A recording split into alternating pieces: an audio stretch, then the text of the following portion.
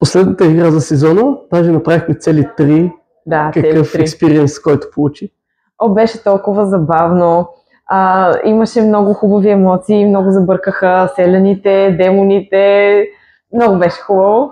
Аз също участвах в забъркването. Да, успя да си направиш зъл близнак без дори да си зъл близнак или добър близнак. Каква беше целта на цялото упражнение? Целта на цялото упражнение беше, че аз бях един артист, който си използва умението още на първия ден. И дойде един съселянин при мен, Лъчо, и ми каза: аз съм философ, превърнах се в дядо Коледа и исках да го прикрия и решихме да си правим на зли близнаци, за да може той да остане по-дълго жив и съответно да получим повече информация. Предната игра същия номер направихте и с Миро. Там ли ви дойде вдъхновението? Там не ни дойде вдъхновението ми, явно Лъчо е по-добър за обрат от Миро. Получи се страхотно, даже получи и наградата за атрактивен играч на тази вечер. Да, и не само, получих и тази награда, която е най-ценна. Страхотно си, благодаря ти. Какво мислиш за Blood on the Clock Tower като цяло?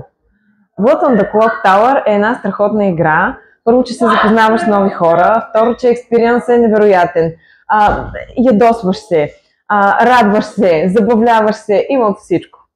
Ти си една от първите, които ми повярвахте и се включихте тук в Пловдив да играем заедно. Вече една година не направихме, откакто организирам събитията. Как виждаш за тази една година? Промениха ли се нещата? Нещо?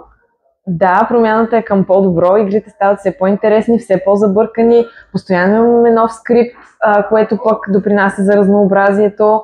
И много е хубаво. Нямам търпение за следващата игра. С удоволствие, още след много година, надявам се, отново да се видим. Там съм. Със сигурност вече имаш и ваучер. Да, но не само аз. И вие елате. Изпускате много интересни неща. Благодаря ти, Дара. Очакваме се до година отново. Да.